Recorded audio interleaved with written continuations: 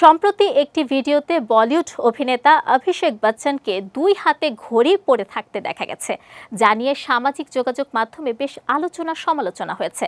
কারো ভাষ্যে সময়টা হয়তো খারাপ যাচ্ছে, কেউ আবার এমনও বলেন স্ত্রী আর মা জোর করে দুই হাতে ঘড়ি পরিয়ে দিয়েছেন। কিন্তু অনেকেরই অজানা, বচ্চন পরিবারে তিনি একমাত্র ব্যক্তি নন যিনি দুই হাতে ঘড়ি পরেন। আরও কিছু সদস্য আছেন যাদের এ অভ্যাস রয়েছে, তবে এর পেছনে একটি বিশেষ কারণও রয়েছে।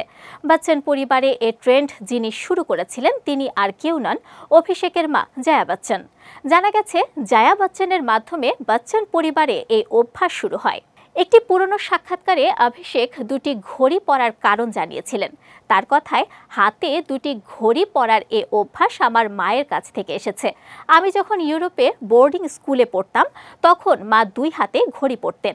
অভিষেক জানান, তার মা দুই হাতে দুটি ঘড়ি পরতেন যাতে তিনি দুই জায়গার সময় মাথায় রাখতে পারেন। কিছুদিন পর বাবা অমিতাভও দুই হাতে ঘড়ি পরতে শুরু করেছিলেন, যাতে তার মায়ের মতো তিনিও দুই জায়গার সময় দেখতে পান।